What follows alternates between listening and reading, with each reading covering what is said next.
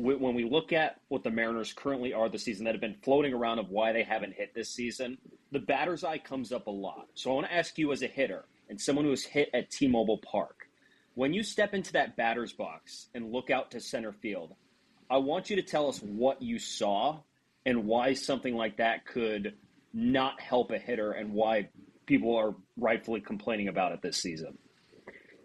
Yeah, I think it's interesting. When you obviously have a team that has offensive struggles, you're going to try and find any solution, any answer that you can. And I think they're running out of them, right? And if you think about the batter's eye there being kind of an obscure thought, it's kind of like a last resort, like what's happening here in the ballpark environment that's not contributing to offensive success. If I think back to my time when I'd step in there, it's like nothing really stood out where I'm like, oh man, that's really drastic. And there are some places around the league where you're like that can kind of throw you off a little bit. In Tampa it was tough a little bit because there's some lighting around on the side that can kind of put some glare on the ball, and it takes a second to get used to. But I think the one thing when I felt like when I was at T-Mobile Park was like, you stepped in the box and it felt like the fences were probably 50 feet farther back than they were, right? And there were some balls that I would get and I was like, man, that ball should be out of here, or at least like driven in the gap, and they just kind of hang a little bit, and people run them down. We see Julio run them down in the gap all the time. It's like an extra layer up there, a marine layer, if you will, that just kind of keeps the ball up in a long time. I never had the luxury of playing there in July or August where it kind of dissipates. It was always in May or, the beginning of June where that marine layer was still very visible. And so, I don't know about the batter's eye. You can definitely, when you're kind of in the dugout, you can see it's at like a strange angle, which most batters' eyes aren't at that kind of like 45-degree angle, which I don't know if it's that drastic, but they're mostly straight on. And I know they tried to put like some type of film on it that like some NASA film that kind of got rid of the glare. But there is, during the day, there is a little bit of a glare off the left side, especially when you have a left-hander that you can see.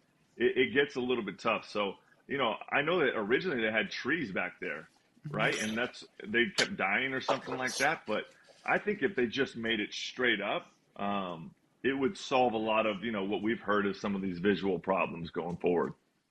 Does it do anything for the depth, especially for a right-handed hitter? Because for righties, it's farther back than it is for lefties. Does it benefit being closer to you as opposed to farther away? The batter's eye? Yeah, the angle of it. Yeah, no, that's a good question. They're really only one of the few ones that I can think of, if not the only one, that has the batter's eye like that angle. So it's hard to compare because nobody else has the other side far away. I just know that when, you think about like one of the best batter's eyes is Oakland, right? It's like you see the ball really well there. It's straight on. Everything's green in the background and black. And there's a very good distinction between the ball and the background. And even when there's kind of a glare there in Oakland, you still have a better shot there because of how, equal the back is. And that's what you want. You don't want like a depth perception issue at the plate, especially in today's game, right? These guys are really good on the mound. And if there's a part of you that's like has some depth perception with the batter's eye, whew, that's a very big uphill battle. So it never looked slanted to you when you were hitting? Like every hitter's different, right? Like everybody's going to have a little bit of a different perception. But like part of the reason this has come up so much this year is Teoscar Hernandez has publicly talked about now. Yeah, it was weird for me to hit there, he would say. He said it felt slanted. I felt just like off, like I couldn't get the depth perception right. But to you at least, you didn't have that issue? I think when you're playing, at least when I was playing, I tried to eliminate those issues of like, hey, even if that was true, I was just like, I'm just going to not even think about it because the more I kind of ruminated on it, it would take me away from what I was actually trying to do and put me at a disadvantage. But I think stepping back and looking at it, yeah, it's easy to see that there's something off there, right? And, as baseball players, like when I was in the moment, I was terrible here. Like I would come in here and I remember I had like some stretches where I came from Texas when I hit 5 hits in a game and a homer in every game. And this was our next series. And I was hot every time I was coming here, and it would cool me off coming here every single time because like you said, something was just off here, and he's explaining it from his perspective that it was a batter's eye. And from me, it was like, I felt like I had to swing as hard as I could to get something out of here. But, it definitely, whatever, way you want to spin it, whether it's just the size of the park or the batter's eye, the angle, there is something at T-Mobile Park that makes you want to come out of yourself and do more than you do in other stadiums. And anytime you get that kind of mental state in the box, that's a recipe for disaster. Is that what you feel like this current team has been doing much of this season, pressing a little bit too hard and almost making it a contagious effect with everyone else? I'd be hard pressed to blame it just on the batter's eye. To say it's not a contributor, I don't think you can fully erase that. But, these guys have really struggled from beginning to end offensively. Like, there's really been no answer here. And, you know, they eliminated two of the most productive players from an offense last year in Gino Suarez and Teoscar Hernandez to eliminate strikeouts. And I think that's great. That's a great ideology to say, hey, we're going to move the ball forward more so we can create some action. We have too much stagnant outs. But when you take away, and I said this in the winter, when you take away 200 RBIs of production, like that is a monster to replace. And so I think you're asking, back to your question, I think you're asking guys to step into roles that they haven't really done their whole life, right? Or haven't been consistently good at, like those two have been their whole career.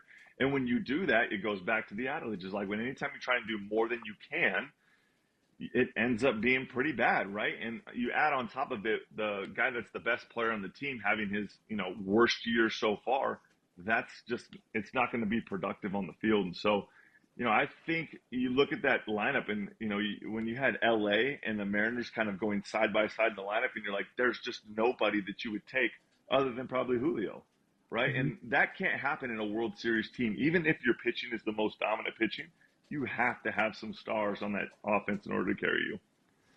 So I want to ask you a little bit about your perspective and what you experienced as a player when an offensive group would go through a prolonged struggle like this. Now, maybe you were never on a team that had it this tough, where really beginning to end, they had issues all year putting the bat on the ball. But when an entire lineup doesn't hit like this, obviously when they get asked about it, they're going to tell the media publicly, hey, we're going to work through it. We're always trying to work at it one day at a time, et cetera, et cetera. But when you're behind those closed doors and you're in that clubhouse, how is it being perceived? Like, are the pitchers starting to get a little antsy? Are they starting to get a little on edge? Or like, are they like, is it I guess the best way I can just ask it is like, how does it rub off on everybody in the clubhouse?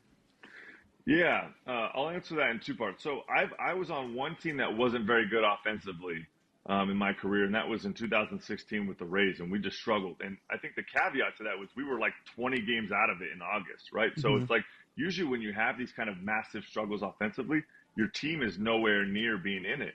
That was kind of the opposite for these guys, right? Like they had massive struggles, but they're in it. So they needed to find answers. When you're on a team that kind of struggles offensively and you're way out of it, they're just going to go replace you and find guys that can kind of, well, who's going to be a part of the future? Well, they didn't have that luxury this year.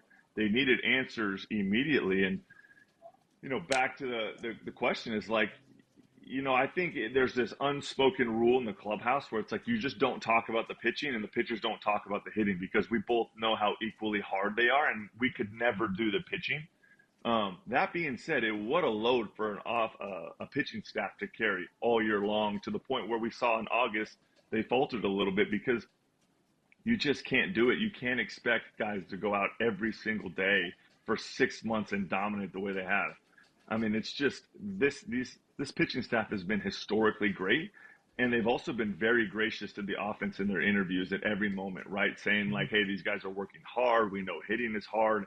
And just gone about and handled their business the way they should. And so I think not only performance-wise have they done unbelievable, but the way they've handled it, I think, inside the clubhouse has been top tier.